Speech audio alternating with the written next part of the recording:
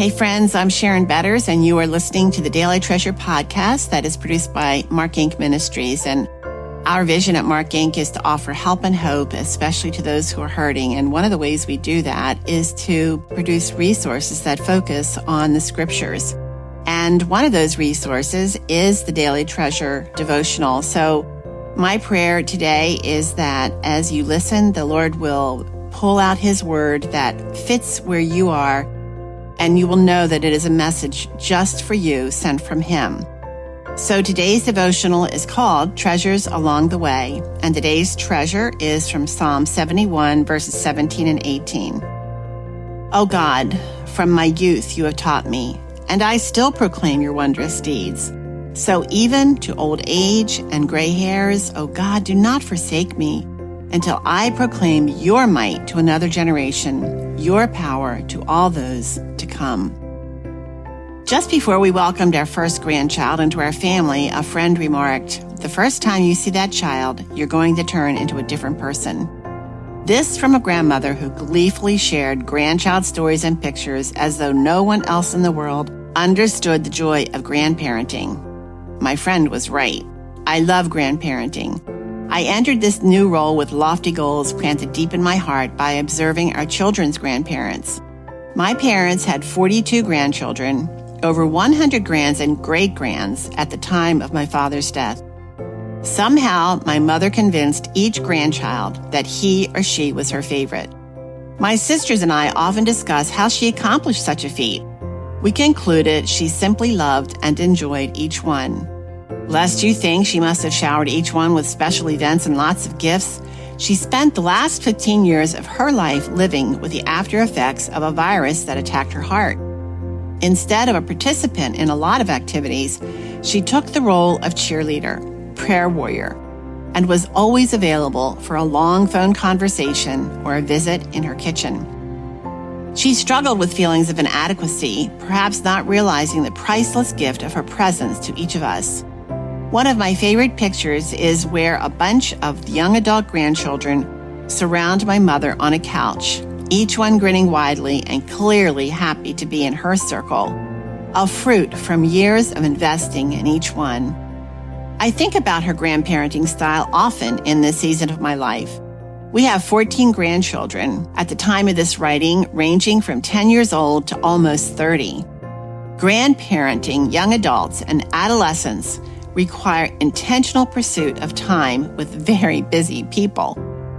Digging back through old treasures of encouragement blog posts reminded me of sweet moments along the way where mundane moments with the baby and little grands became valuable building blocks in growing lifelong friendships with each one. God's word informs my view of grandparenting. The older I grow and the shorter my time on earth, the more determined I am in creating opportunities to share stories of God's faithfulness with each child. Those opportunities happen in the most ordinary activities. I've learned to pray before each fun event for the Lord to give us wisdom on when to speak and when to be quiet. Often, we don't talk about the Lord at all, but instead, we set a table with our lives and invite our grands to taste and see that the Lord is good. Our grandkids often ask us to share stories from our past. We've learned sharing childhood escapades often opens the door years later to easily share stories of God's faithfulness. In this last season of life, I find myself even more intentional about setting that table and inviting our grandchildren to taste and see that the Lord is good. My heart's desire is for each one to love Jesus. Perhaps this week's devotionals will reinforce your own passion for passing on to the next generation the stories of God's faithfulness in a way that invites them to taste and see that the Lord is good. You know, whether you are a grandparent or not, we each have the privilege of setting the table and inviting those we love to taste and see that the Lord is good. What are some of the ways you have experienced God's goodness? How does his goodness flow from your heart into the lives of others? You may not have grandchildren, but there are many ways you can influence the thinking of the next generation. From the way you respond to a fumbling teen cashier to how you pray for the troubled child of your friend. Be the older person at church who speaks kindly to each young person, shows an interest in their lives, worships as a reflection of a joyful relationship to Jesus, uses her gifts to extend mercy and support the vision of the church. Help create a safe place for children and young people to ask questions.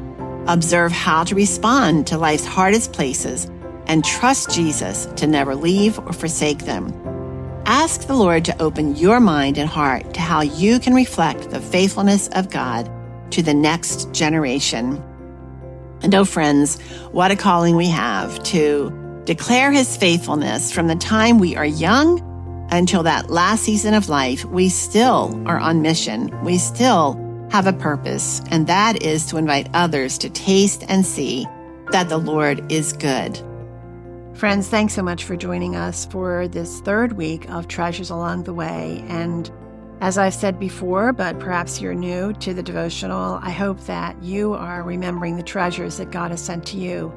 As you know, if you've been around for a while, Isaiah 45, verses 2 through 3 is where this message comes from, where God is making a promise actually to an unbelieving king that He is going to send him treasures in the darkness, riches stored in secret places, so that you will know I am the Lord your God, the one who calls you by name. And as I was studying that passage, I realized that this could be a promise for me too, that God was sending me treasures, especially in the darkness of grief, to remind me that He is the one who calls me by name and He is the Lord my God. In other words, He is sovereign and I can trust Him. And you know, across the world, there are hurting, broken people who are desperate for someone to give them hope. And that is one of the reasons why Mark Inc. Ministries exists, is to offer the help and hope of Jesus. And one of the ways that we do that is through our Ask Dr. Better's YouTube channel, where my husband Chuck and now our son Chuck are answering questions about suffering, questions that people send to them about just anything that may indicate their own longing to know more about the scriptures, about Jesus. Friends, I wish I had time to share with you some of the stories that they share in the context of their questions. Hearts are breaking. They just are so broken. And so I hope that you will check out the Ask Dr. Better's YouTube channel. Perhaps you would like to subscribe. But I also want you to know that this is one of the reasons why we started Anchored Hope Biblical Online Counseling, is because we saw the hurt across the world. And my husband Chuck said, these answers, these 5 to 8 minute videos are not enough. We have to give them more. And so we encourage people to check out Anchored Hope Biblical Online Counseling. You can learn more about Ask Dr. Betters and about Anchored Hope Counseling by going to helpandhopenow.org. That's helpandhopenow.org. Look for the link to Anchored Hope, or look for the link to Ask Dr. Betters. Thank you so much for joining us, and I look forward to being with you tomorrow.